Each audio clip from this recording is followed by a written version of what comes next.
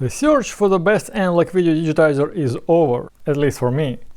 Let's quickly look what comes in the box. 60 FPS is crucial, because that's how you properly convert analog interlaced video into progressive scan video. The device is very similar to the Portta VD20P, which I have already reviewed, so you can use either composite or SVideo. What else do we have? Remote control, USB cable, composite video and stereo audio, 3.5mm cable, HDMI. The box cannot accept video from HDMI port, but it can output to HDMI, and the power supply. If you don't use the battery like this, then you would use a power supply in this port.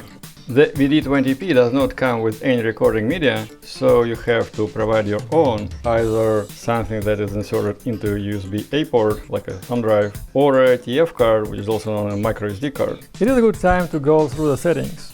Sources include CVBS, that is composite video through a yellow RCA jack, SVideo, and auxiliary input through a 3.5mm jack. Recorded resolution can be 640 by 480, auto, 1080p 16:9 and 1080p 4:3. Video bitrate ranges from 4 to 16 megabits per second. Audio bitrate options are 128, 192 and 320 kilobits per second. You can also adjust audio volume, brightness and contrast. I will capture a video from a 30-year-old home movie. The tape has been recorded at EP speed and is badly chewed up at the beginning. I will play it on a camcorder with time-based corrector turned off to see how the Portta VD20P handles very unstable video, and compare it to the IO-Data GV USB 2. I will run both devices simultaneously, recording the output from the IO-Data to my laptop. Please enable 60p frame rate in your YouTube app to see the smooth motion, just the way it looked on old-school TVs.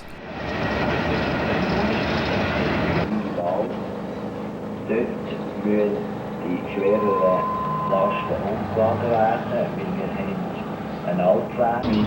We are now in Liechtenstein. There is no border crossing, we were just only here. The bus station, the main stop in Vaduz. World almost. Except for Andorra and San Marino.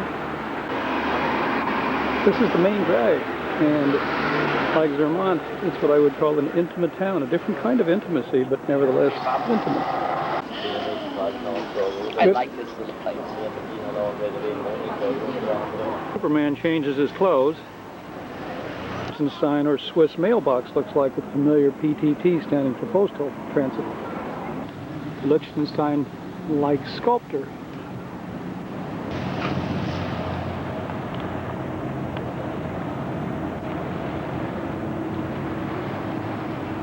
King and Queen, Prince and Princess live right up there, high on top of the hill, where they can very clearly and very carefully oversee their little capital city of Vaduz. The next one is a tape from the same family. They traveled to Puerto Rico and Antigua. I captured to the Portta and IO-Data simultaneously again. This time I was using SVideo cable for both capture devices. We were up late last night, so we didn't get to see the island as we approached it this morning. This is the island of Antigua. Antigua is a rather poor island, but it has a lot of beaches. It's supposed to have 365 beaches, a beach for every year. You remember the Australian batsman Peter Burge? Yeah?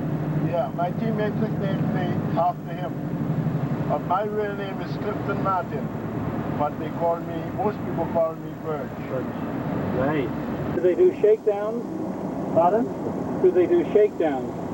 Shakedowns is when the police stop you for some sort of law that you've broken ostensibly, and they tell you that you have to give them money or else they're going to put you in jail. That's a shakedown. Not much of that. But you don't do that. Okay, that's good to hear. Those statues, they were taken from one of Napoleon warships by a British man of war. St. John the Baptist and St. John the Divine.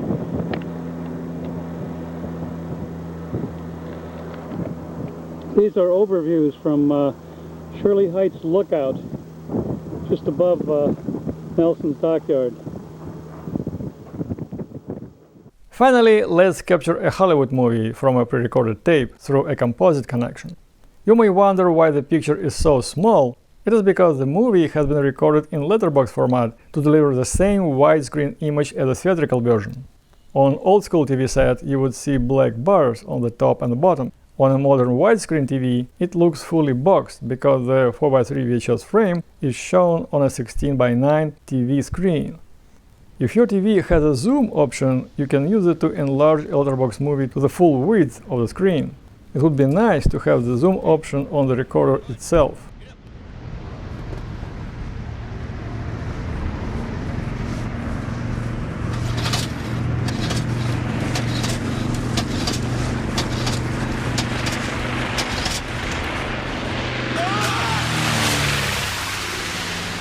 Should you choose SVideo if your VCR or camcorder has this port?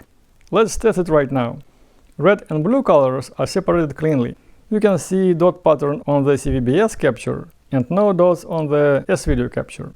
Also on the CVBS capture you can see red dots in the horizontal bar, while on the SVideo capture there is a proper solid red line.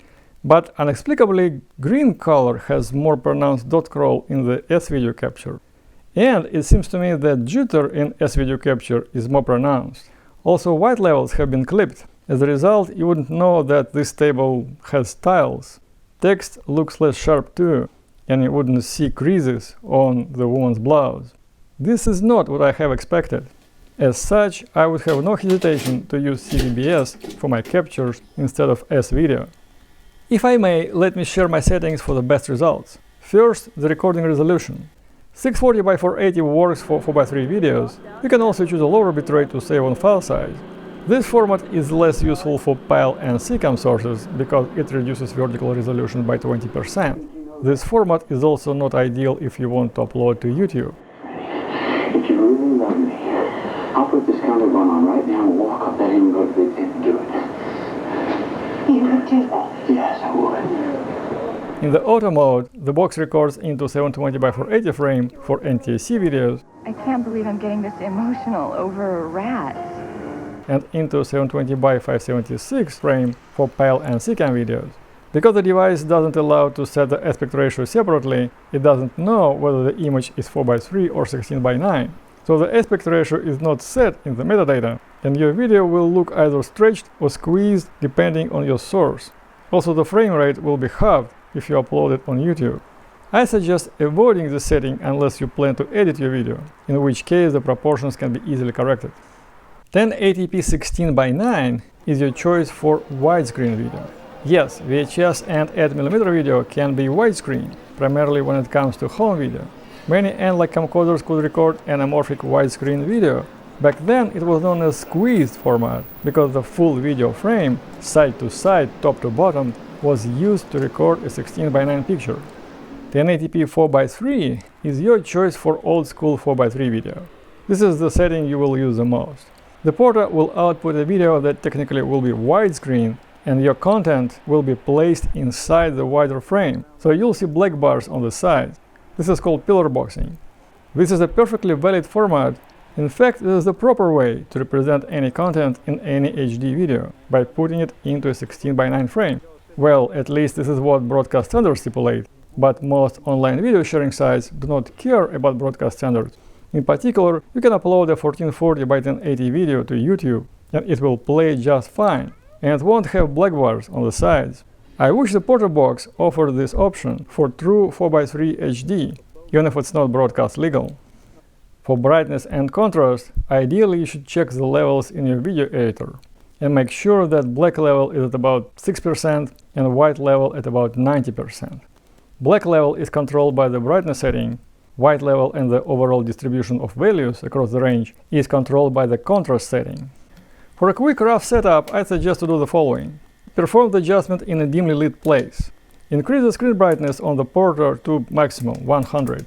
Switch to 1080p 4x3 resolution. Start playing a video that has lots of black or even a fully black frame.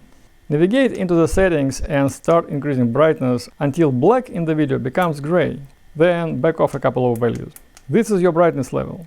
Contrast is much harder to gauge without tools, but generally I advise dialing it down a bit to high 40s. In closing, the Portta VD20P is the best standalone analog to digital video converter I've tested so far. My pet defogging doesn't undermine the fact that it correctly implements core features for such a device, and the image quality is splendid. Except for a missing tripod mount, all other issues can be resolved with a firmware update. Thank you, please like, subscribe and comment. Goodbye.